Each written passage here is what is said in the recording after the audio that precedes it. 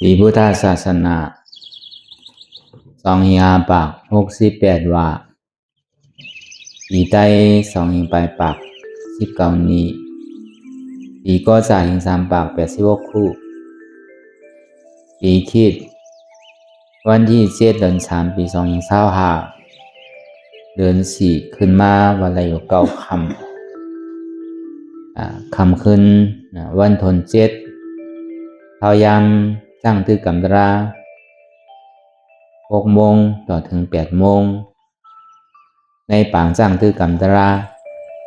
อนัตตาวิปัสสนาออกกำทนหนึ่งที่วัดป่าอนัตตาวิปัสสนากรรมฐานทำปองวานนาเยิง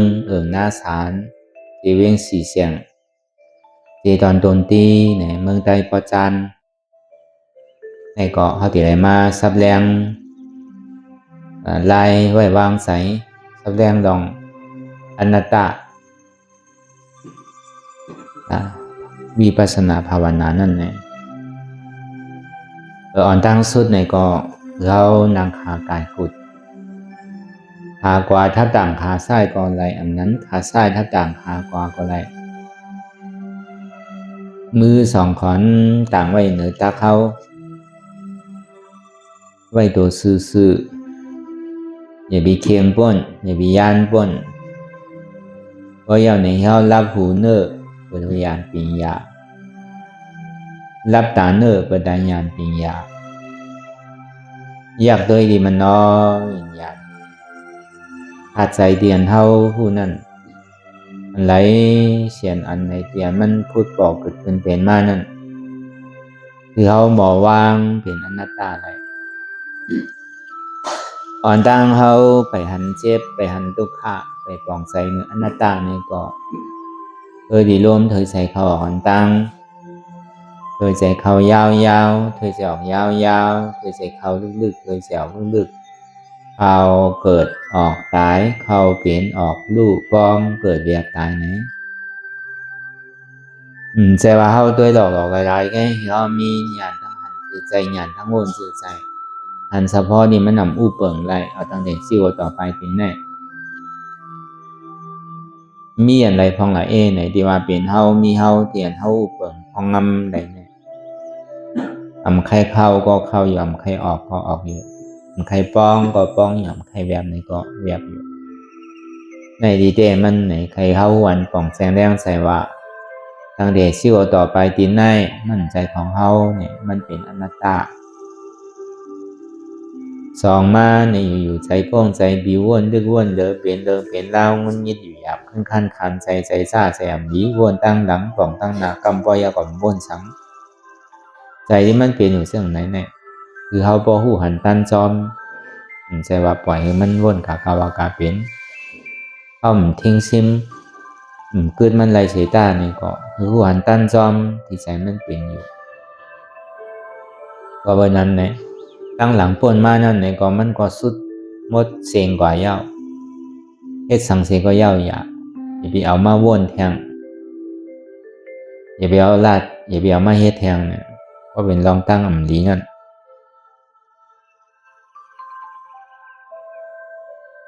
มันเหมือนของตายไปแล้วเอามาขึ้นก็มันมีอโจพรดีสังตั้งนานนั่นเนี่ยก็เหมือนหนังคนตึกนอนรับอยู่ลองมือพุงมือฮื้อลองวงดีมาดีมาปีดีมานั่นมันก็ไปถึงเดอะพอวนกว่าก็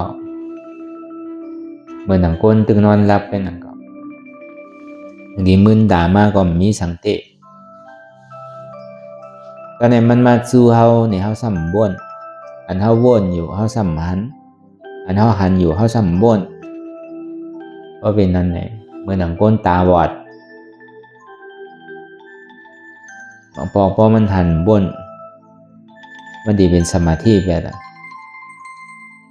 คำบ่ยาวใครรับใครนอนเนี่ยคำบ่ยาวยินเสียงสั่งมาเนี่ยก็ตกใจพอมันหันย่อมบนมันดีเป็นสิ่งนั้น พอมันวนย่ำหันในย่ำสติมันแห้งวนย่ำหันในสมาธิแห้งเพราะว่านั้นการวิปัสสนาเนี่ยมันเป็นการญาณปัญญา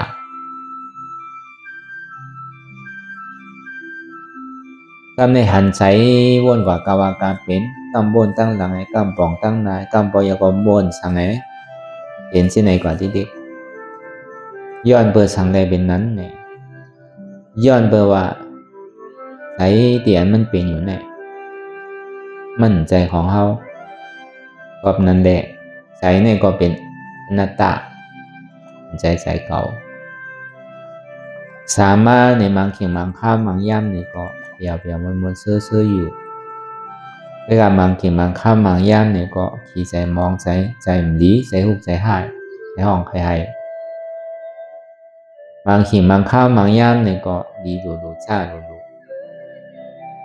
ตอนหนึ่งขีดหนึ่งข้าวหนึ่งวันก็ย่ำเหมือนกันมันแดกลายอยู่ดิ๊กต้องเปียวก็แดกลายต้องเปียวก็แดกลายมีอะไรที่พึ่งอิงอะไรเต้พอสำกับจอมมันในก็เหมือนน้ำเลยมันไหลลองจอมน้ำต้องมาลอกุตลานั่นที่ได้สารคัดโลกลอกะอิ่มเลยจอมโลกลอกะอันเปียวมนเซอร์มานั่นในก็อย่าวิกึ่งกลางเนี่ยโจมเถอะอันทุกข้ามันปอกมานั่นเนี่ยก็อย่าวิเนี่ยกึ่งกลางโกเถอะก็เบอร์ว่ามันกึมกำบ่ยาวมันมามันดิเมื่อกำบ่มันเกิดแล้วมันดิรับพอมันเป็นแล้วมันดิลูกในพอหมอเพื่อเห็นหูอยู่จอมทุกข้าเอาในเสียงมันใครมากขิงไรข้าวไรย่ำไรเนี่ยก็เขาก็กัดเย็น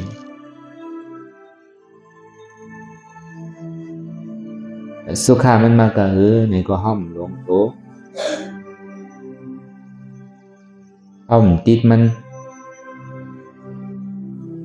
อันลองตั้งสุขานั่นไหนก็มันอยู่ตรงไรทำไปยามันก็กว่า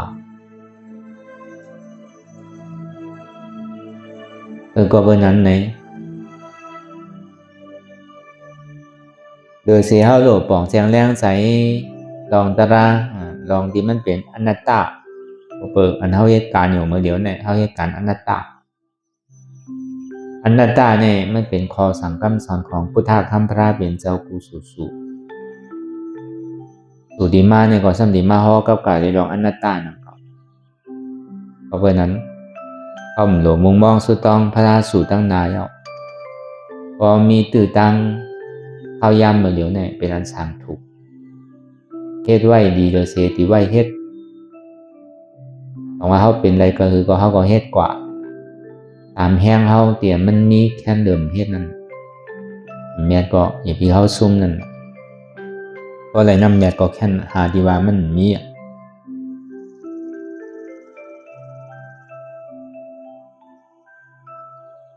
พอวันนั้นในเพศภัยอันดีไปไว้ตั้งนานเนี่ยมันนำนะหัวตั้งนานเนี่ยมันดีมีเพมีภัยไปทาไว้พอวันนั้นมือภัย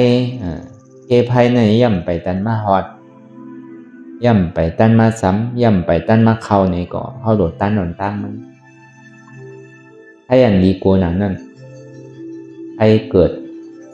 ให้เท่าให้เป็นให้ตายบ่ตายเอาเนี่ยแต่มันดีขึ้นมาเกิดเป็นก้นนั่นว่านั่นมันเปลี่ยนหยาบเต้อันใดหยาบเลยอันเป็นหยาบ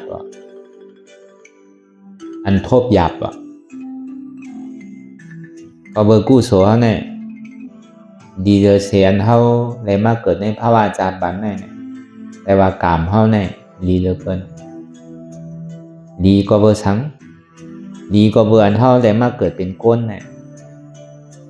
มีเองการลักษณะ32 อันนี้บอกว่าการดีที่หนึ่งการดีที่สองนั่นในเขาทำในมาทบยาพอสามคำสอนของพุทธคำลาเป็นเจ้าก็เบิกคอสั่งคำสอนของพุทธคำลาเป็นเจ้าที่เป็นอนัตตาวาตาตัวพุทธเจ้าเขาเนี่ยก็เป็นเจ้าอนัตตาพอสั่งคำสอนนั่นเนี่ยก็เป็นอนัตตา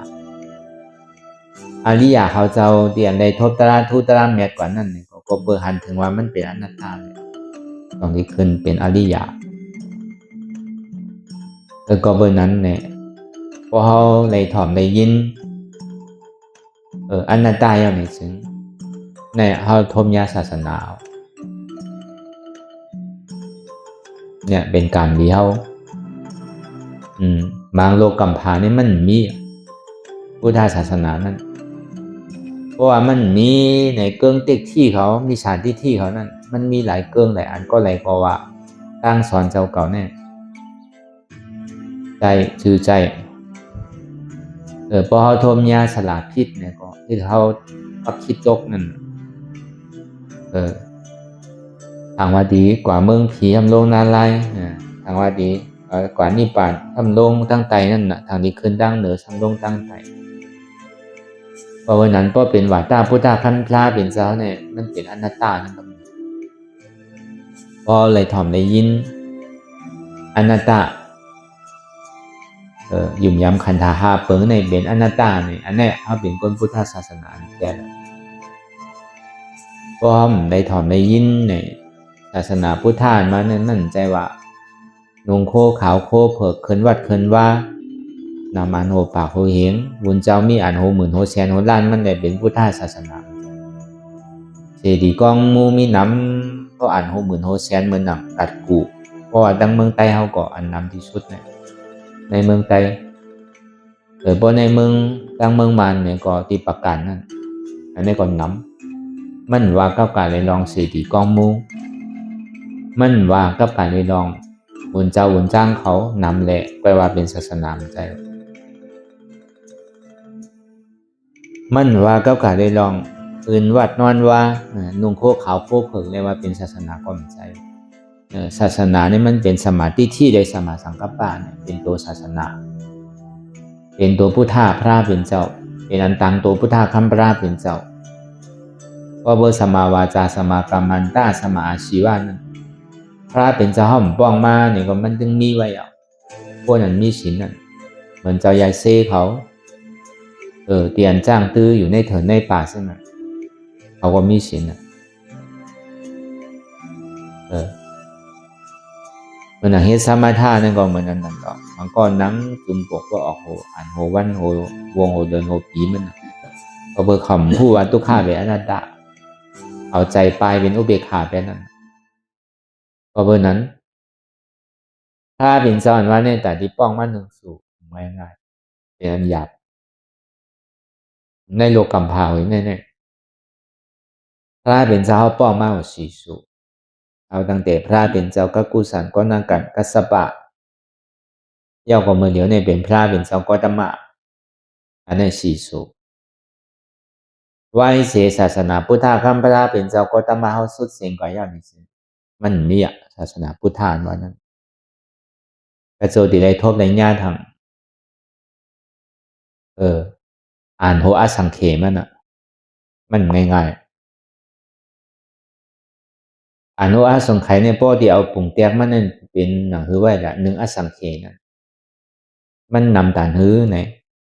ฝนตก3 ปี3 เดือน3 วันหักตดตึงวันตึงขึ้นบ่อสังเขว่าเนี่ยเหมือนหนังเม็ดฝนนั่นอ่านด้วย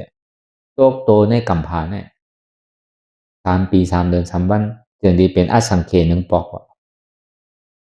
มันนำแต่นั่นนะก็ผมจังอ่านหน้าภาพแล้วกาโจติสุดกาโจติได้มาโทมายานั่นเนี่ยมันง่ายๆหนังเก่าเพราะว่าถึงเมื่อเป่าพังศาสนาพุทธคำพระเป็นเจ้าเฮาเนี่ยเป็นห้องว่าเกิงเต็กที่การสอนพี่สอนเปิงนั่นก็ออกมานำก็เลยก็นั่นก็ว่าเป็นเจ้ายาหันตาก็เลยก็หมอสั่งหมอสอน ก่อนก้นใครหาออกป้นมนตุกข้าได้ก็หาอยู่ก็หาก็มันยาวน่ะพอเบอร์ห้อมทบยาศาสนามีภัยดีสั่งดีซอนบรรเทาพอเบอร์มันเป่าพังในศาสนาพุทธะเฮาอย่างแหละอันนั้นในกามให้นะว่าบ่กระทบยาคิดอันนั้นก็ในว่าเสอาสาโกนเฮาก็เบอร์มันดิมึกเรื่องหนึ่งที่เดียวโกนเฮามาเยอะเนี่ยเพราะว่าโกนเฮามันมีศีลมีธรรมเนี่ยอยู่ในศีลในธรรมเนี่ยอาสาโกนในดีพอดว่าก็1 ปากปีในดีย่อมหมด1 ปีต่อถึงอาสาโกนในแล้ว10 ปีก็10 ปีก็ตายในข่าวดัง10 ปีนั่นเนี่ยหู้ปอมหู้เมหู้ลูกหู้ล่างหู้ปีหู้น้องไผเคยเฮ็ดทางกันก็เฮ็ดดีกว่าเมียวสัตวะเนี่ยมันยังหักมันน่ะอันนั้นซ้ำเหลือสัตวะก่อนว่าเมียวสัตวะมันมีลูกมันยังหักลูกมันน่ะโกนเฮาในซ้ำเหลือนั่นก่อนมีใจหักมีใจให้รู้ตัวมีใจเต๊กเตียงให้เป้กินขึ้นไงว่าในข่าวดัง7 วันในแหมกันฆ่ากันนี่บ่ตายกว่าในตัวกำพาโกนในบ่มีอันจ้าตันหู้ตัวเรียนเข้าเถินเข้าป่าอันโกตายนั่นอยู่ๆหึงตานมันมาเย้าเนี่ยโกนเนี่ยซ้ำขึ้นปอกมาเฮ็ดตั้งดีขึ้นว่าเปิ้นเอาเฮาตายก่อมดีเฮาเอาเปิ้นตายก่อมดีเปิ้นรักเฮาก่อมดีเฮารักเปิ้นก่อมดีเปิ้นเปลี่ยนแดนเฮาก่อมดีเฮาเปลี่ยนแดนเปิ้นก่อมดีเปิ้นอยากเก้าผัวเก้าเมียเฮาก่อมดีเฮาอยากเก้าผัวเก้าเมียเปิ้นก่อมดีลองอันกินเนี่ยมันฮู้โตมึนเมาฮู้อันใดผิดอันใดถูกกับกาเลยลองยาเมากำกับกาเลยลองเราซะแน่สุราไม่ได้ยากนั่นเฮ็ดป้อมเฮ็ดแล้วเนี่ยโกในก่อยๆฮู้ศีลฮู้ธรรมมา1 ปากปีเนี่ยซ้ำคืนอยู่1 ปีคืนอยู่1 ปีว่ะต่อถึงอาสากลเนี่ยอ่านโหอาสังเขมันดังเก่าอ่ะอาสากลเนี่ยมันดีขึ้นเพราะสูงสุดนั่นน่ะก็ในศีลเนี่ยซ้ำก่อยๆพิษมาลอยๆเลยอาสากลเนี่ยซ้ำก่อยๆยอมลงขึ้นว่ะ1 ปากปียอม1 ปี1 ปากปียอม1 ปีต่อถึงอาสากลเนี่ยมีอยู่80,000 ปีอ่ะเมื่อนั้นน่ะพระเป็นเจ้าอริยเมตไตรอันอยู่ในเมืองตุสีตายของเมื่อเดียวเนี่ยแต่นี้ลงมาเตวติสันติเลยมาตั้งจ้างทุกขาจริยาในข่าวตั้งอยู่6 วันก็เลยเป็นพุทธะเมื่อข้าวยำนั่นเนี่ยก้นเทาอันวันนั้นก้นเปลี่ยนอันวันนั้นก้นตายอันวันนั้นหายามแล้วปกติไหลมีก้นตายอันวันนั้นก็มีปล่อยมีลามตอนหันคิดเมื่อพระเป็นเจ้าอริยเมตไตรเท่านั้นมันเป็นสถานที่กลางอ่ะสถานที่กลางพระเป็นเจ้าเนี่ยสร้างบารมีอยู่เป็ดอสังไขยไปแสนกัมพะอันไรแปดเตียกไว้นั่นตีลาดอกซบมีอยู่16อสังไขยไปแสนกัมพะอันบ้วนอยู่ในใจเลมลาดไผนั่นมีอยู่32อสังไขยไปแสนกัมพะอาดีเป็นพระเป็นเจ้าเกิดขึ้นมานั่นก็เบอร์พระเป็นเจ้าเฮาในเจ้าอริยเมตไตรนั่นเป็นพระเป็นเจ้าสถานที่กะพระเป็นเจ้าตั้งศีลเนี่ยมีอยู่3สถานที่กาพระเป็นเจ้าวิทยาธิกาพระเป็นเจ้าปิญญาธิกาพระเป็นเจ้าเมื่อนำพระเป็นเจ้าก็ตมาเฮาในเป็นปิญญาธิกาปิญญาธิกาในที่ได้สร้างบารมีอยู่สีอสังไขยใบแสนกัมพะที่ได้ที่เปียเต็กพระเป็นเจ้ากุสุสุตั้งแต่พระเป็นเจ้าติปังกรามาต่อถึงพระเป็นเจ้ากัสสปะ27เนี่ยได้เปียเต็กพระเป็นเจ้าก็ตมาเฮาว่าที่ได้เป็นพระมันอยากว่าซ้ำลาดอกส้มในข้าวตั้งหมดเปลี่ยนอสังไขยไปแสนกัมพาบ้วนอยู่ในใจมันลาดอกส้มนั่นซ้ำเป็น16อสังไขยไปแสนกัมพาง่ายๆพระเป็นเจ้าดิป้องเกิดขึ้นมา10เนี่ยเป็นอันหยาบเต๊ะมังโลกมังหวยเนี่ยก็มังปอกเนี่ยก็มีนังกว่าพระเป็นเจ้าเนี่ยผมใจว่ามันดีมีกว่ากูกัมพาผาแต่ว่ากัมพาในหวยในพระเป็นเจ้าเนี่ยป้องมาอยู่4สูตั้งนานในสมัยป้องมาทั้ง1สูไว้เสพราริยเมตไตรเฮาป้องมาเป็นพุทธาคัมภลาเป็นเจ้าอย่างนี้สิ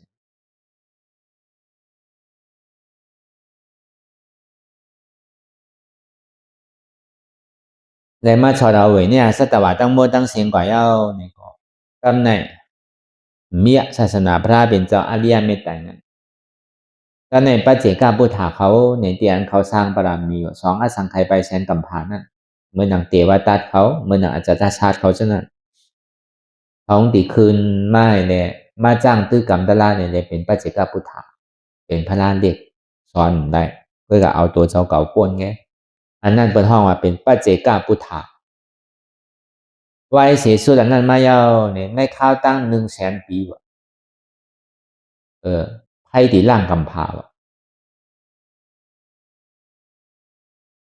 ไพ่ด่าตีร่างกำพานี่เมื่อหูหลงเอาปึ้งวันตีร่างนั่นคุณสางมหาเปียมมาถึงดีวินมาในโลกกำพาวเนี่ยนุงโคเหลียงปักหมอกเหลียงมาบอกกล่าวปันสัตวะทั้งหมดทั้งสิ้นโกนเลยสังผีเลยสังบอกว่าอย่าไปให้ทางกันวะโกนอันมีศีลก็เพื่อคือมีศีลวะโกนมีศีลอันนั้นตีโตตอนนั้นเพื่อคือมีสมถะมาปองข่าวในข่าวตั้ง100,000 ปีในไพ่ตีล่วงร่างกำพายเอาว่าก็เลยก็กลัวตายว่ะเมื่อนั้นน่ะโดยสมถะโดยรวมถอยใจเขาออกจันนั้นก็เขาก็ป้นกว่าอ้อนกันกว่าเมียวอันกินกันก็ไม่กินว่ะเมียวเสือกินโบกินกวายจังไหนก็คำกินอ่ะเมียวอันนิจจากันก็ไม่เฮ็ดอ่ะชัดเลก้นก็ไม่เฮ็ดทางกันว่ะก็เบอร์โกสินขาดก็เบอร์ใครก็เบอร์โกตายน่ะไพ่ตีล่างเตี้ยวรู้ก็เป็นนั้นมากเขาจะนี้กะฮอดถึงเมืองช้างหมดอ่ะก็เบอร์เขาเลยเป็นช้างมากกันกูก็อืมผีเนี่ยก็ย่ำรอแต่เมืองผีหกโค้งเนี่ยเผาแบบเซียนๆให้แต่ดีร่างกำพานนั่นก็เบอร์อาเตียงมันเปียมาเยาอ่ะเพราะว่ามันมาวาจีนันเยาเนี่ยก็โก้นในดิให้ยุ่มพร้อมก็เป็นนั้นมาในผลเนี่ยมันโต7 ปี7 เดือน 7 วันในผลโตกว่ะเพราะว่าผลโตแล้วในซึ่งต้นไม้เขียวเนี่ยมันมีว่ะเป็นกับต้นไม้เหลืองกว่าเชียงๆน่ะอันเท่าหันอยู่เมื่อเลี้ยวไว้ไม้เขียวจะเนี่ยมันมีเป็นสีเหลืองกว่าเชียงๆพอเบอร์ผลเนี่ยมันโตกันน่ะต้นไม้อันอยู่จ้อมห้วยจ้อมร้อยเหลืองกว่าอันตายก็ตายกว่ามันเชียวแล้วเพราะเป็นนั้นในโก้เนี่ยมันโกมากน่ะมันดีมีเตี้ยวรู้มันนิมิกมันเปียเหนียวน่ะก็เลยพยายามเฮ็ดตั้งดีก็เฮ็ดมากก็ในโกตายเอาน่ะก็เบอร์กาปันนั่นลาเป็นเจ้าก็มันมีเอาน่ะติมาเฮ็ดตะลาในตาดีไรนี่ปันตาดีปีกับเปสิผมมีที่ฮอจอดถึงดีเป็นอริยามาเนี่ยมันตึงเป็นได้มีเอาว่ะคนตาดีมาสั่งมาสอนก็มีว่ะเปิ้นอ่อนกันป่วนกว่าเซิงแล้วน่ะเพราะเป็นนั้นมาเนี่ยเพราะว่าผลโต7 ปี7 เดือน 7 วันอย่างนี้ซึ่งตาวันเนี่ยเพราะว่าหวยหนึ่งตกหวยหนึ่งพูดออกมาว่ะกลางคืนเนี่ยมันมีอ่ะเหมือนเมื่อเดียวอ่ะก็ตาวันหวยหนึ่งตกกว่าเยาหวยหนึ่งพอพูดมาทางเอาอ่ะกลางคืนนั่นว่าเนี่ยมันมีอ่ะก็ในตาวันเนี่ยออกมา2 หวยเพราะว่าตาวันออกมา2 หวยเอาในซึ่งตนไม่ตนตอกตนเยอเตินยาซะนั่นตายหมดอ่ะว่ะมันมีอ่ะตนไม่นั่นโดมตายไปเซ็งๆอ่ะก็ในบ่ออกมา3 หวยเอาในซึ่งอยู่ๆซ้ำออกมา3 หวยว่ะตาวันเนี่ยพอออกมา3 หวยนำฮูนำเกอันอยู่จ้อมหวยจ้อมลอยซะนั่นอันเท่าแล้วเอามาใจอย่างเดียวเนี่ยแทงหมดอ่ะมันมีอ่ะนำฮูนำหวยซะนั่นก็ในออกมา4 หวยเนี่ยแม่น้ำหลงอันกูตีกูตั้งเอาตั้งแต่แม่น้ำกองกะแม่น้ำยมุนี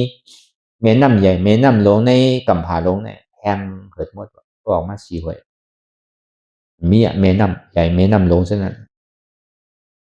ก็ในบ่ออกมา5 หวยเอานี่แม่น้ำมหาสมุทรราศีแม่นั่นไกวๆแหงลงแหงลงแหงลงว่ะก็ออกมา5 หวยมันลึกนะลูกคำว่าแม่น้ำเนี่ยแผ่นดินเมืองอันนา240,000 โยชนะน้ำในซ้ำหนาตั้งลึกมันทำลึกอยู่เออ48,000 เฮงโยชนาวะน้ำในซ้ำนำเลยเสียดินว่ะน้ำมันลึกว่าแต่นั่นน่ะยังแหงกว่านั้นอยู่ๆแหงลงแหงลงแหงลงแหงลงก็ตาวันออก5 หวยพอแหงลงเราก็โจต่อถึงพอโจตน10 ตัน9 ตัน8 ตัน7 ตัน6 5 4 3 2 1ต่อถึงพอโจก้นต่อถึงย่อมลงถึงคอถึงแถว ถึงหัวเข่าถึงผ่าตีนใช่ไหมเอาแหงแปดว่าเมียนำก้นนั้นไปตายก็ชัดเจนนั้นก็เขาก็คัดใจเลยเหตุการณ์นี่แหละคืนกว่าฮอดถึงเมืองผีก็มีฮอดถึงเมืองสางก็มีเพียนอยู่ในเมืองผีก็ซ้ำเหตุการณ์ตะล่างเลยฮอดจอดถึงกับเป็นเมืองสางปุ่นบ่เป็นนั้นมาเนี่ยบ่ออกโคข่อยมายาวเนี่ยลูกเป็นกั้นแบบเสียงๆว่ะเหมือนเฮาสุมไพ่ได้มันไปลูกเป็นไพ่ได้เป็นกั้นโอนไว้นั่นโลกกำพร้าไว้แน่บ่ออกเจ็ดหวยมาเนี่ยลูกเป็นไพ่เสียงๆว่ะกระโจมมันดิเผาไปนั่นก็อ่านหัวอสังเขนังเก่าอ่ะแต่โลกกำพร้าเนี่ยดิย่อยอะไรดิเป็นพองกว่านั้นเพราะว่ามันใหม่มายาวเนี่ยฮอดถึงเมืองผีโฮกโคกนั่นเมียว่ะหายหมดอ่ะเมืองผีอยู่แต่เดชะตุมหาราชิกาตาวติสายามาตุสีตานิมานรติปดินิมิตาสวัสติในจันผีโฮกโคงนั่นก็มันรอดป่ะเอาดังแต่จันสังปฐมาสารทุติยาสารก็มันรอดป่ะข้างไว้ตาติยาสารเงี้ยป่ะมันรอดนั่นไพ่อันตาดีล่างกำพร้าไว้แน่ง่ายๆกลัวในฮอดกว่าถึงเมืองช้างกันจริงๆก็ในบ่เป็นนั้นมาใจปียาวเข้าถึงมาอ่านโหหลายอสังเขมันมายาวนี่สิเอออย่าติวตัวอันว่านั้นถ้าดินำลมไพ่เนี่ยจอกที่มาจู้กันทั้งกำบอกกามีนำบอกกาเม็ดหยอดลงที่ไว้พักตบหรอเพราะว่าปฐมมากัมพาเตนั่นมันมีสุดก็ซ้ำมีเตขึ้นนั่นแหละเพราะว่ามันมาเตเอาในซื้อเนี่ยก้อยๆอยู่ก้อยๆใหญ่ขึ้นใหญ่ขึ้นใหญ่ขึ้นใหญ่ขึ้นมาร้อยๆนั่นน่ะแผ่นดินเมืองน้ำเมื่อนั่นไปมีเดอะแผ่นดินเมืองตึกเป็นน้ำอยู่น้ำตึกใหญ่ขึ้นใหญ่ขึ้นเนี่ยก็ในสภาวะธาตุดินน้ำลมไฟเนี่ยมันก้อยๆมาจู้ตุ่มกันเนี่ยใหญ่มาเป็นก้อนก้อยๆใหญ่ขึ้นใหญ่ขึ้นใหญ่ขึ้นเพราะว่ามันใหญ่ขึ้นมายาวเนี่ยมันอิ่มตัวมายาวเนี่ยมันสร้างก้อยๆแห้งลงว่ะเพราะมันแห้งลงยาวในไอลิ้นนั่นอยู่ในกำพานเนี่ย ขึ้นก็ฮอดถึงเมืองฉางพุ่นบ่ไอรินนั่นก็ในฉางเขาอันที่อยู่จั้นเอ่อตาติยาสารจตุท่าสารเขาในปัญจมาสารเขาจังนั้นพอได้ยินไอง่วนดีเนานี่ก็เขาใครหันว่ะก็เปิดได้ยินแฉวมันนั่นน่ะเขาก็อ่อนกันวินดงมากก็เบิ่งมือขิงขาข้าวย่ำนั่นน่ะตาวันก็มีเลือนก็มีลาวก็มีอะมันหายหมดอ่ะพอลงมายาวเนี่ยมาดมแฉวอายมันนั่นน่ะ có bờ mi ngâu len họ về hứa bố tiệm gọi xinh à ngâu tạ văn còn mi ngâu lớn còn mi ngâu lão còn mi có họ mà nôm ai đi nào thì có quay cả มือมันยังตึงมีหน้าหมูนั่นเนี่ยดอกโหเนี่ยมันดีออกมาแบบว่าพระเป็นเจ้าดีป้องมา10เนี่ยว่ามีดอกโหออกมาก็ป้องว่าในโลกหวยในเด้มพระเป็นเจ้าป้องมันจังมีอยู่อ่ะนั่นบางโลกกำพาก็พระเป็นเจ้ามันเกิดก็มีหนังเก่าอ่ะใจวันนับตรงมีกูกำพาอ่ะ người nào ảnh được haoอยู่พ้องย่ามมาเดี๋ยวเนี่ยพออันนำมันมาเต็มแล้วในดอกโมนี่ออกมาของฮาหลงพอออกมาฮาหลงเอาคุณซานอยู่ที่จันเมืองสุดาวาชาเขานั่นที่เป็นจันอนากามเขานั่นเขาจึงได้ฮู้ว่าอ๋อมาเดี๋ยวเนี่ยดอกบัวออกมาฮาหลงเย้าในพระเป็นเจ้าในโลกกำพร้าเว้ยในพระเป็นเจ้าในดีป้องมาอยู่50ก็เป็นนั้นเนี่ยก็เขาจึงดีกว่าเอาใยโหวนั่นเอามาเย็บเป็นภาสังกันแต่ที่หางแฮนตีกาบหลูปันถ้าเป็นเจ้ากูสูก็ออกเถินออกป่ามาเนี่ยก็จะได้มีคุณช้างมากาบปันนั่นน่ะอันนั้นเอากะมีเก็บไว้อยู่ที่เมืองช้างบนภาสังกันเออช้างเนี่ยเพราะว่าช้างเนี่ยมันเป็นช้างนั่นน่ะช้างเอาดูต้านนั่นน่ะช้างมาเฮ็ดเป็นเอาใยวัวก็เฮ็ดเป็นภาสังกันในดูต้านนั่นเป็นที่นั่นน่ะก็ในพอลงมายาวนี่ก็คำปอกขึ้นเมื่อไรเอาว่าก็เปิดเขาติดไอหนุ่มเอาเลยจางปอกขึ้นเมืองช้างอ่ะเขาก็อยู่ดีในนั้นน่ะกลุ่มก็อายพออยากมาพอต้องไม่มาเนี่ยเขาก็โน้มไอดีเนี่ยก็หายต้องไม่เขาก็อยู่กับห้างเขามีผู้หญิงผู้ชายเตอะก็เนี่ยพออยู่มาเนี่ยมันโน้มกับโน้มมาเนี่ยให้อิ่มอ่ะก็เป็นนั้นก็กินว่ะก็เนี่ย ดินเมื่อกูปอกเนี่ยมันจะเป็นดินแก่นมันเมื่อเลี้ยวอ่ะมันใสไปเหมือนหนังเนยนั่นวะเหมือนหนังโทปาดว่ะตั้งใสมันนั่นมันดีกินมันหวานนะมีเมื่อปองเจ้าโมกขลันพระเป็นเจ้าเขากว่าเขาว่าตีร้อยกิจสกุลนั่นเดี๋ยวนี้มีปรุงหน้าก้อนหนึ่งผิดป้างไว้ว่าอ๋อพระเป็นเจ้าค่ะในข้าวตั้งว่าเขาที่เอาว่าที่ไรเขาที่เอาว่าที่ร้อยกิจสกุลพวกเป็นนั้นก็ดีอ่ะขาตากาดีเฮ็ดก้นดูก้นตานปันก็ขามันซ้ำลืมแปลกว่ะในข้าวตั้งสามเลยในพระเป็นเจ้าเขามหาสาวก้าเขานี่อึบเขาว่ะไม่กินเขาแล้วสปิเขาแหละแต่ตักเอานำมากินไงวะในข้าวตั้งสามเลยเนี่ยก็เป็นนั้นแหละเจ้าโมกขลันเนี่ยเยื่อนได้เลยย้อนขว้างในพระเป็นเจ้าว่าเมื่อเดี๋ยวในเจ้าสังขารยานเขาก็เป็นนั้นบัญญัติเตะ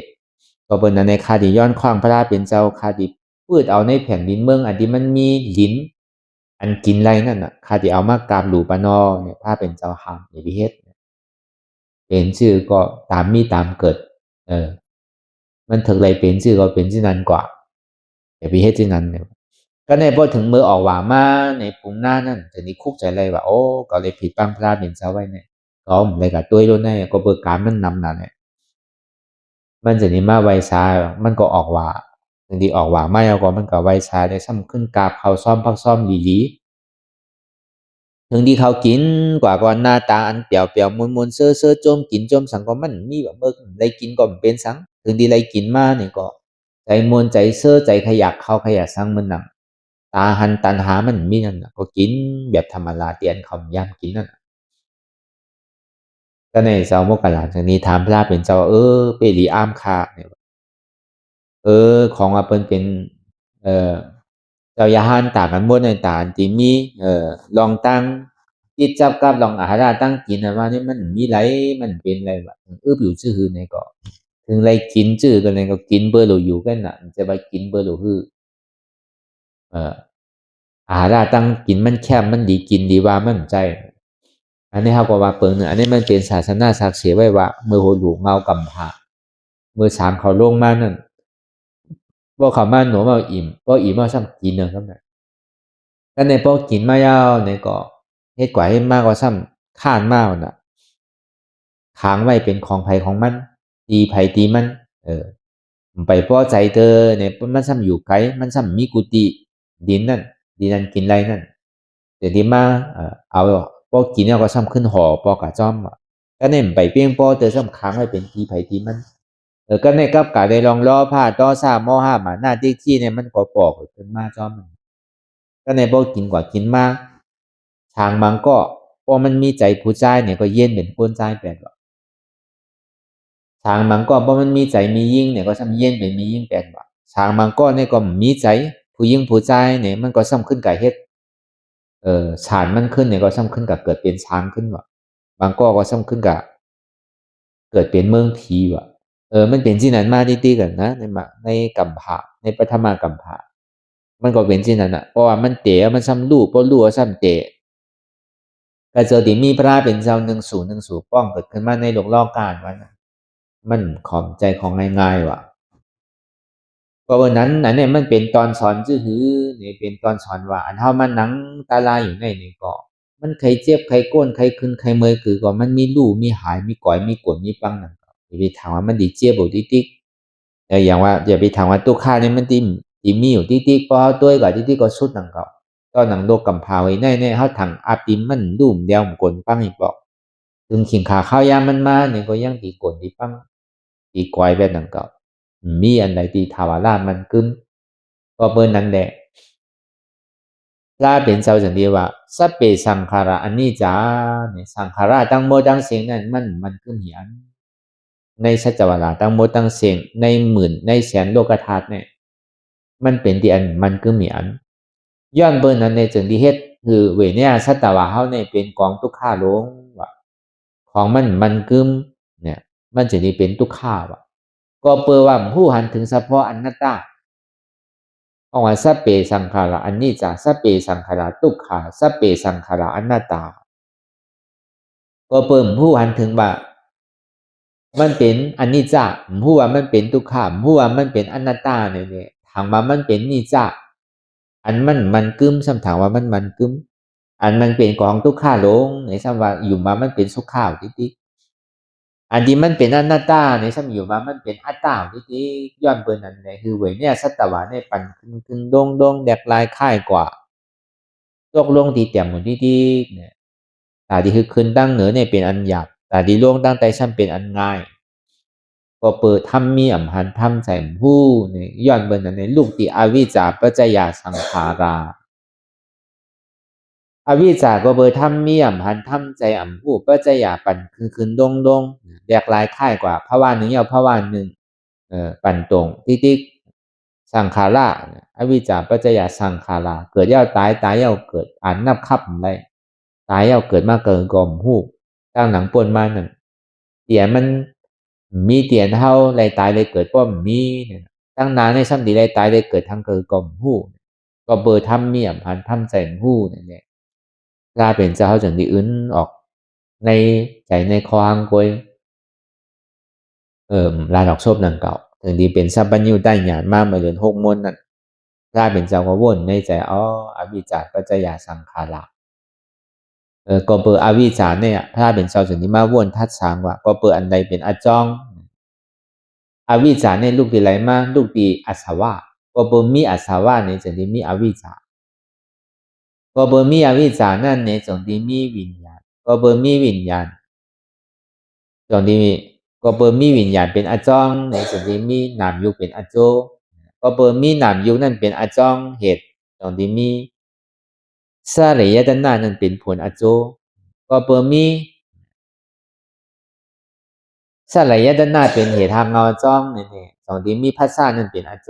ก็เปิดว่ามีภาษาเป็นอาจองเหตุนี่ตอนที่มีเวทนานั่นเป็นอาโจผลก็เปิดมีอาจองเวทนานั่นเป็นเหตุนั่นแหละจองที่มีตัณหานั่นเป็นผลอโจเนี่ยก็เบอมีตัณหาเป็นเหตุหักเงามันแหละจองที่มีอุปาทานนั่นเป็นผลอโจมันเนี่ยย้อนเบอว่ามีอุปาทานนั่นเป็นเหตุหักเงาอจองมันนี่แหละจองที่มีกามเป็นอโจผลมันย้อนเบอว่ามีกามเป็นเหตุหักเงาอจองมันนี่แหละจองที่มีภาวะเป็นผลอโจมันย้อนเปว่ามีภาวะเป็นผลอโจมันในส่วนที่มีจาติจารามารณะปริโสกะเป็นผลอโจมันอันนี้มันสืบตามกันมากำในเก่ากอยไปแล้วตอนนี้ออกมาติ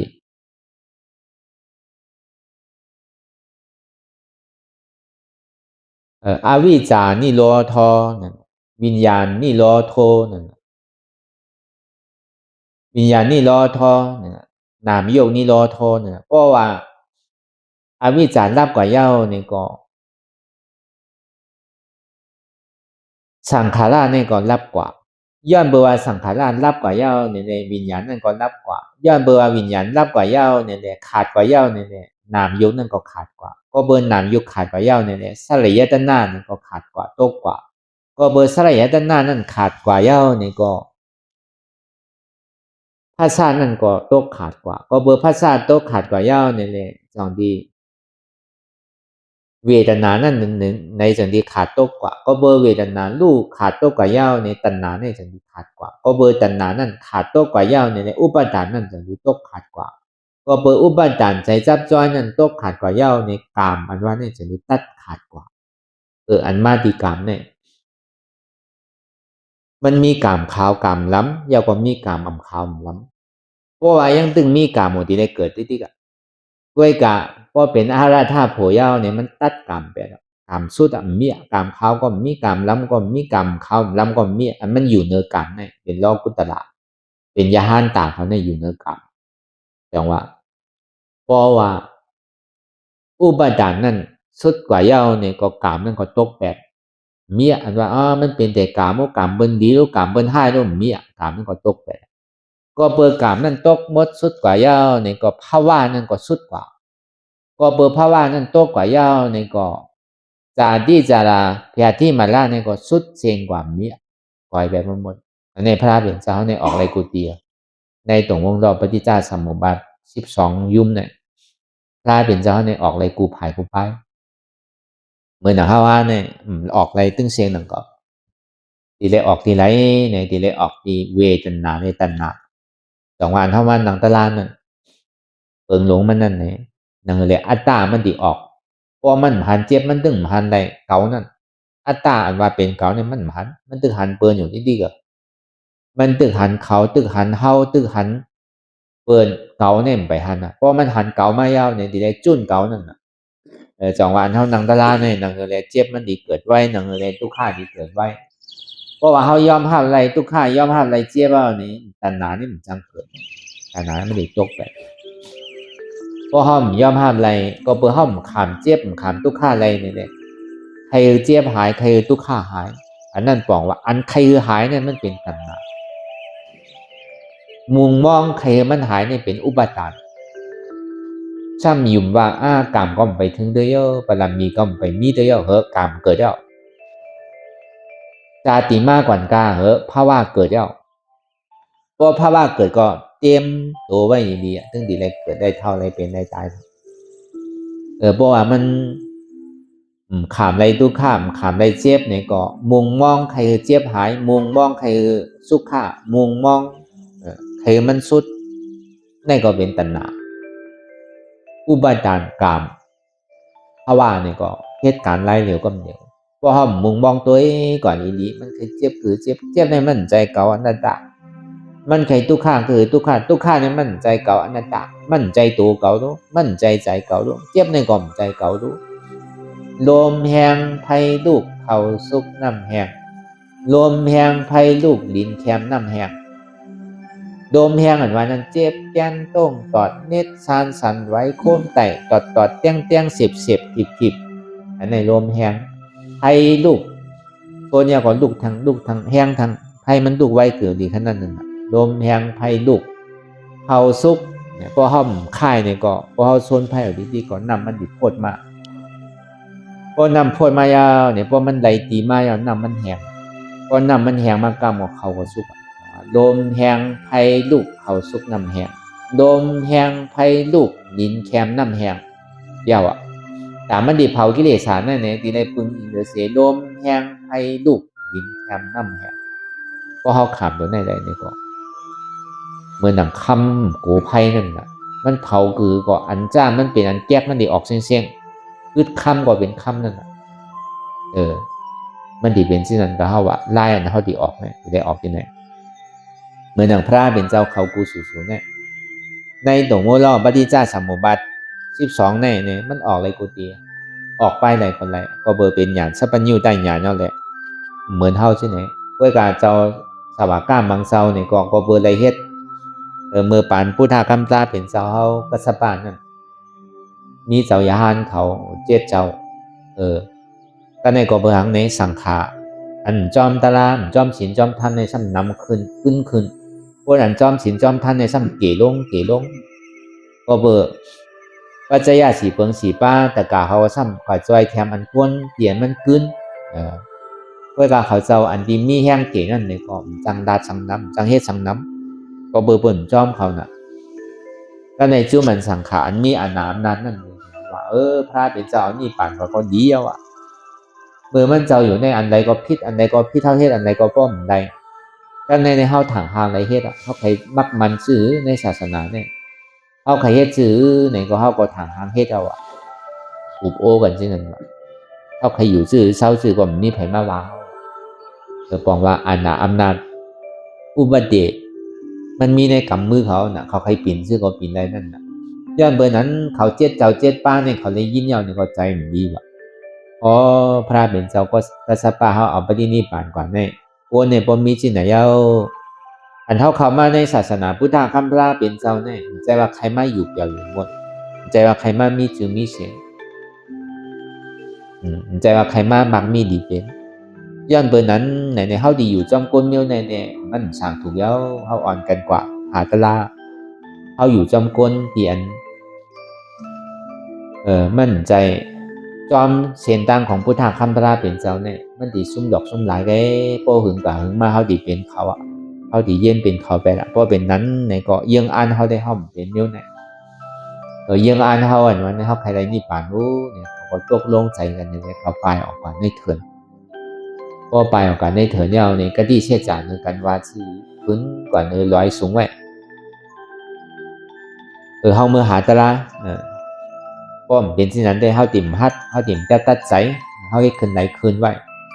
ก็ถึงขึ้นกว่าตั้งเหนือในเนี่ยเขาตัดแปลอะไรขึ้นไหลเนี่ยอ้อมหนูลงอ่ะก็แหลมไรตะละก็ตายก็ปล่อยมันตายตั้งเหนือพุ่นจ่องไผดีพร้อมเอาเจ็ดก็อ่อนกันพร้อมเสียงเมื่อป้อมเขาคืนเมื่อก็คืนเมื่อถึงเนื้อร้อยเอาในครับบาทั้งกำเพราะว่าไผ่พร้อมเนี่ยก็ล่วงก่อนไรก็ได้ในเจ็ดเจ้าเขานั้นก็ไหลทำก็ไหลก็พร้อมกันอยู่เป็นสังเขาตกลงกันยังรุ่งเขาก็จึงดีเอาอันเขาก่ายขึ้นกว่านั้นเอาตัดลงอะไรเอาวุดแปดจังล่วงเอาอยู่เนื้อร้อยสูงไว้จังล่วงตั้งไหนก็เป็นนั้นเนี่ยก็เขาก็ตั้งใจตั้งข้อเฮตลาก็ตั้งใจตั้งข้อเฮตลายาวก็ถึงพ้นกว่าขึ้นหนึ่งก็เปิดเข้าก็กินน้ำก็กินอ่ะเฮตลานั่นก็กินน้ำได้ดีอยู่ในหึงโง่ในน้ำก็กินเข้าก็จังกับตุ้งดีไรลูกอยู่ในเถินในร้อยนั่นก็เป็นนั้นมาเนี่ยพอถึงคำขึ้นวันหนึ่งมาเนี่ยเจ้าอันเท่าหรือเบิ้ลนั่นท่านต้องเป็นยาฮันตากว่าซ้ำได้อภิญญาก็เป็นนั้นในก็มันเปลี่ยนต้องเป็นยาฮันตากว่าเย้าเนี่ยก็มันก็หาตุ้งซ้อมพอสูงเย้าเนี่ยก็มันก็ซ้ำเอามาเผื่อเขาเอามาแจกมันเขาเจ้าเขากินแล่เนี่ยค่าได้การตลาดขายเย้าเนี่ยข่าวมาฝันเจ้าเขาเขาตกลงกันไว้น้องกินเขาเนี่ยเจ้าเขามือหรอกเจ้าเขาอะไรก็เปลี่ยนปูนเจ้าเขาไว้เนี่ยมันก็วินเมื่อก็ในพอถึงคำขึ้นวันทนสองมาเนี่ยเจ้าก็ทนสองนั้นเฮตตะไลก็ตกเป็นอนาคามก็ซ้ำได้อภิญญานั่นก็มันก็วินกว่ากะหาตุ้งซ้อมในขุนจานนั่นก็กินอีเมาเนี่ยก็เอามาปั่นเขาก็ว่าในห้องตกลงกันเจ้าเท่ามาปั่นเท่าย่ำเอาอันนี้เจ้าซ้ำดีมาเอามาหับของดูของซ้อมเจ้าเนี่ยมันใจมิวมันถ้าเขาเอาก็เป็นนั้นก็มันก็วินแกแล้วสานออกกว่าแล้วในเขาหาก็ในป้วนกว่า6 วัน7 วันเนี่ยมันกินน้ำเนาะก็กินน้ำเอาตายไปก็ตายไปแล้วเขาก็กะฮอดถึงเมืองผีเสียงกะฮอดถึงอยู่เมืองผีบนหมดเมื่อปานพระเป็นเจ้ากัสสปะนั่นในศาสนาพระเป็นเจ้ากัสสปะตึงมีอยู่เอากันอยู่ในเมืองผีก็ในพอฮอดถึงมาปานพระเป็นเจ้าก็จะมาเฮาเย้าเนี่ยเขาจึงได้ลงมาเกิดมันมีอยู่หาก้อนที่เขาลงมาเกิดนั่นเจ้าก็ซับกูมาลาก็สปายเจ้าไปฮิยายเจ้าก็คุณอคำลูกคุณอคำมิงตึงเสียในมีหาเกาะด้วยกับอันมันเหมือนใกล้เอามาเรามาพอตรากันนั่นคำนั้นมันเป็นกูมาลาก็สปายเจ้าก็ป่าฮิยาบนเจ้าร้อนป่วยว่าเวลานั้นมันสำเหตุปอก้ามันมาขึ้นญาศาสนาพุทธคำพาเป็นเจ้าก็ตมะพาเป็นเจ้ายังตื่นอยู่เพราะเป็นนั้นมาเนี่ยก็มันก็ตากล้าจำเปินกว่าน้ำปังหลายอยู่เฮิงซ้ำแตกพอเฮิงแตกก็มันก็คัดใจด้วยมาในซ้ำมาอะไรตุ้มไม่อันเนื้อมันก็ตายมาถึงที่พังโค่นนุงโคไว้มันเมียวเพราะมันเมียวเนี่ยก็มันอยากเข้ามาเนี่ยก็มันก็จะดีกว่าย้อนเปินกินนั่นน่ะก็ย้อนเปินกินเนี่ยเปินสว่ามันเป็นเจ้าญาณตาก็เปินมันมีโคนนุงโคไว้ครับมีโคเลี้ยงสังนั่นน่ะก็เปินมือขิงขาข้าวย่ำนั่นมือแสนปีนั่นพระเป็นเจ้าดีป้องมาเนี่ยเติ๊กเทียนอะไรก็เขาว่าเป็นผู้ท่าเสียงเป็นเจ้าญาณตาเสียงนั่นก็เป็นซ้ำยุ่มว่าเจ้าญาณตาว่าเนี่ยดมนุงโคนุงพาไว้โยมดมมีอันมันโดดจุนแปดเสียงเอาดูอันนี้เป็นเจ้าญาณตาเป็นก็ยุ่มย้ำมันเนี่ยก็ปันมันกินกาบซ้อมปันมันกินนั่นมันก็เลยกินง่ายรู้กำไหนมันก็เมื่อมันก็อยู่กว่าห้างมันอยู่ต้นไม้ต้นต่อห้างมันนี่ก็ดึงกิ่งกินก็มันก็หาตุ้มกินเนี่ยมือบ้างนะมันก็รักเป็นเจ้าแม่อยู่ห้างมันนั่นกันก็ในส่วนนี้มีด้วยก็มันอันนี้เป็นช้างอนาคามนั่นดีมาเตือนสติมันใจก่อก็เนี่ยตึงมาเฮ็ดยาหันตาปลอม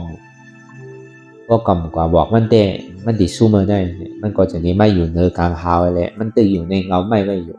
ปาฮิยาเป็นภัยล่ะมันแงนตัวยังเหนือก็เป็นก้อเมื่อต้องห้าเนี่ยมือจัดป่นมาเนื้อเฮาเลยเฮ็ดตะลาชมกัน มันก็ใครเนี่ยมันเนี่ยก็เอาผินหยามันเฮ็ดแล้วมันก็ฮู้อ้อใจเตี้ยเมื่อเหลียวเนี่ยพุทธาพระราเป็นเจ้าเนี่ยป้องมาเย้าเนี่ยเมื่อไม่เฮ็ดเจ้าเม็ดแก้โตเจ้าเม็ดปอมเนี่ยยังเมื่อก่อนบู้ว่าเนี่ยบ่เมื่อคะเลตะลาเนี่ยเพราะมันได้ยินชื่อว่าพุทธาว่านั่นมันก็ใจมันเนี่ยเป็นปีกี้แล้วรายการนางอนาตาวิปัสสนาภาวนาหันยอธรรมอนาตาในไหนอ่อนดังสุดในก็เอานางคากายกุดขากว่าทับต่างขาซ้ายก็ไหลอำนั้นขาซ้ายทับต่างขากว่าก็ไหลมือสองคอนต่างทับก็อย่าไว้ตัวซื่อๆเอปิเคียงเอปิยันน่ะก็อย่าในเฮารับหูเน้อเปิดหูยามปิงยารับตาเน้อเปิดตายามปิงยาอยากโดยนี่มันน้อวิญญาณธาตุใสเตียนเฮาผู้นั้นไหนเสียนอันไหนเตียนมันพูดบอกเกิดขึ้นเป็นมาคือเอาหมอวางเป็นอนัตตาไหนอ่อนดังเอาไปหันเสียไปหันทุกข้าไปปองใส่เนื้อหน้าด้านในเกาะตัวดีโลมถือใส่เขาอ่อนดังถือใส่เขายาวๆถือใส่ออกยาวๆถือใส่เขาลึกๆถือใส่ออกลึกๆเขาเกิดออกตายเขาเปลี่ยนออกลูกฟองเกิดแบบตายไหนทำใจว่าเขาว่าตัวดอกๆลายๆเงี้ยเขามีหยาดตั้งหันถือใจหยาดตั้งวนถือใจหันสะพอที่มันนำอุปเปิงแล้วตั้งเด็ดซิโอต่อไปที่ไหนมีอะไรพองหลังไหนที่บาเปลี่ยนเฮามีเอาเตียนเอาอุปเปิงพองอันไหนเนี่ยเขาย่อมออกในกลมใดออกย่อมเข้าในกลมใดป้องย่อมเวียบในกลมใดเวียบย่อมในป้องขึ้นในกลมใดที่เต้มันในเคยเขาว่าหูอันป่องแจงแรงใส่ว่าตั้งแต่ซิโอต่อไปที่ไหนมั่นใจของเฮาอย่างนี้เสื่อลองมันเป็นอนัตตาอยู่ใจพ่องใจบิววนดึกวนเลอเป็นเดิมเป็นล่างมันยินอยู่หยาบขึ้นขั้นคานใจซ่าเสียมดีวนตั้งหลังสองตั้งหน้ากำปยากรมบนสังตั้งหลังก้นมานั่นในก็เหมือนหนังก้นตายกันหนังเก่าตั้งนานนั่นในก็เหมือนหนังก้นนอนรับบนสังล่านั่นในก็เหมือนหนังก้นตาบอดที่มันพ่องผิวกาวากาเบนนั่นในยอดเบอร์สังยอดวาดใจในเกาะอ่ำใจของเฮามันเป็นอนัตตาสามารถมังขิงมังข้าวมังย่ำในก็เปรียวมนเซ่อมีอยู่โกโกมังขิงมังข้าวมังย่ำในก็ขี่ใจมองใจมันดีใจหุบใจให้ใจห้องให้ธรรมดาของโลกล้อก้านั่นเนี่ยมันเจอสุขามันโกทุกขาอันนำธรรมดาของโลกล้อก้านั่นทุกขามันป่อมาในก็อ่ำโกสุขาป่อมาในก็อ่ำจมอุเบกขามันป่อมาในก็อ่ำขั้น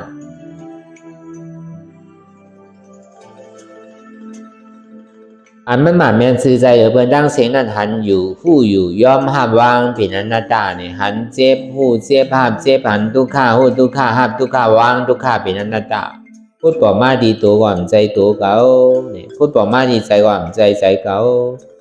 พูดป่อมาดีเจ็บก่อนใจเจ็บเก่ามันเป็นอนัตตาหันอยู่ผู้อยู่ย่อมห้ามวางเป็นอนัตตา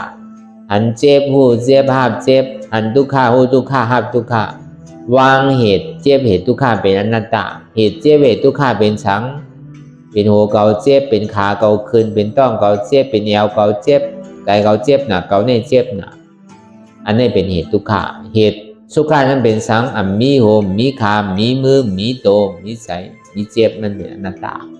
ในก็เขาวนยาวขายามหึงอย่าไปว่าไพ่หนักอย่าไปว่าเทิงเปิ้นตีหนานเขาหันกอเดียนเขาวนกอดิงพอเพียงเพียงกันกว่าว่วนต่อถึงเจ็บนั่นพอสุดว่วนต่อถึงทุกข้าพอสุดตัดต่อถึงอัตตาพอโตพูดขาดกว่าอะไรที่มันพูดบอกเกิดขึ้นเป็นมานั่นในก็เขาพอหมอวนวางแจบตัดเป็นอนัตตา